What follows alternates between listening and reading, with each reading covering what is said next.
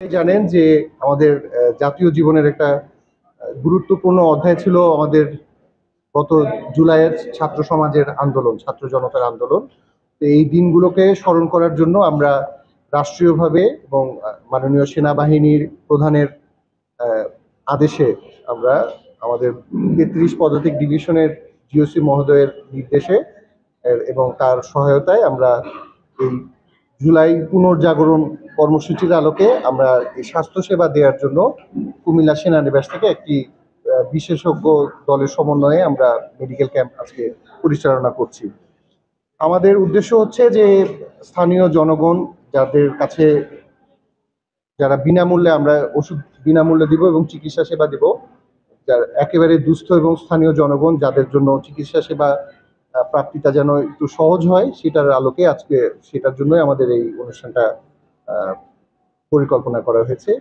আমরা আশা করছি যে আমরা স্থানীয় বেশ কিছু বিশেষজ্ঞ, আমাদের surgical specialist, orthopaedic specialist, gynaecologist, শিশু বিশেষজ্ঞ, তারপর হচ্ছে আমাদের মেডিসিন স্পেশালিস্ট, আমরা এরকম একটা বিশেষজ্ঞ দলের সমন্বয়ে আমরা এসেছি। আমরা আনুমানিক আশা করছি যে আমরা ১৫০০ বা তদূর্ধ্ব রোগীর আমরা প্রেসক্রিপশন এবং ওষুধ বিনামূল্যে ওষুধ দিতে পারবো আমরা। এবং আমরা এখানে একটা ফিল্ড, একটা ওটি অপারেশন থিয়েটারও আমরা একটা চালু করেছি।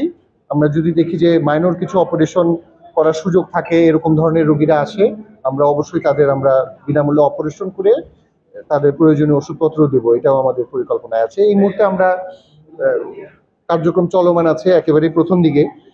এর মধ্যে আমরা দেখতে পাচ্ছি যে মূলত নারী এবং শিশু রোগীদের সংখ্যাই বেশি আসছে, এবং এছাড়াও বয়স্ক ভদ্রলোক আসছেন, ভদ্র মহিলারা আসছেন, বিভিন্ন অর্থোপেডিকের সমস্যা, গাইনি সমস্যা, শিশুজনিত বিভিন্ন শিশু রোগ নিয়ে বিভিন্ন রোগীরা আসছেন।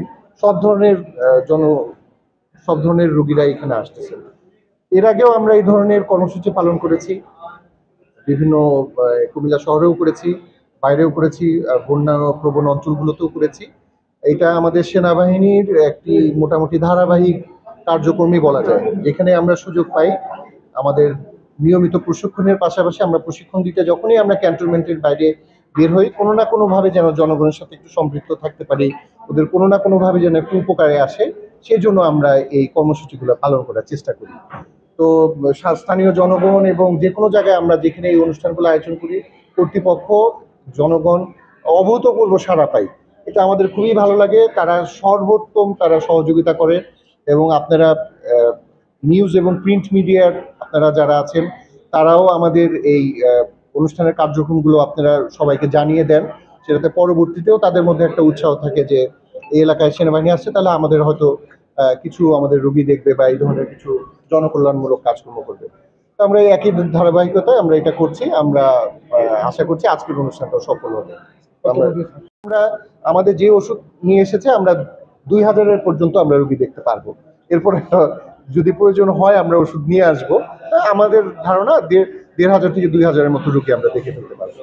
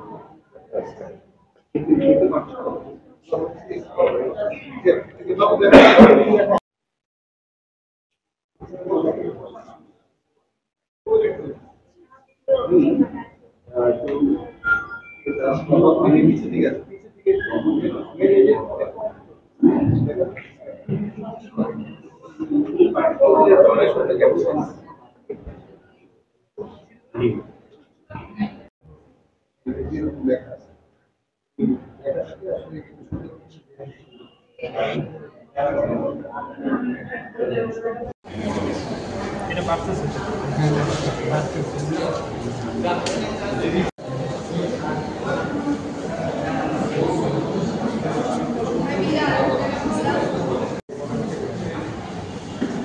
ওকে।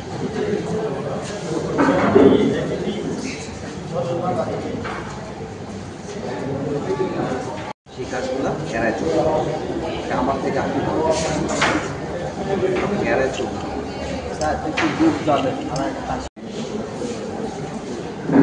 সেকেন্ডটা তো বেশি হয়ে যাবে।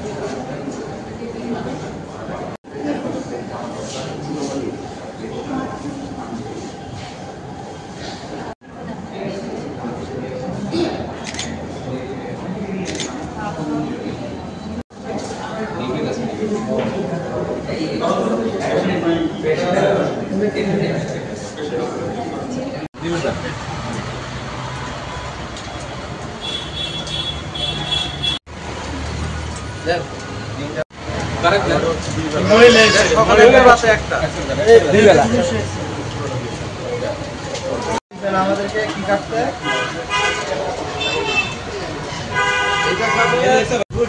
আবার কি আমরা নর্মাল কাজ করি।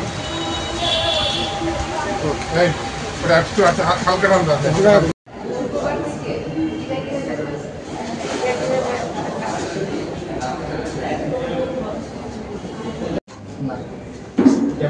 বেশি বাইরে গেলে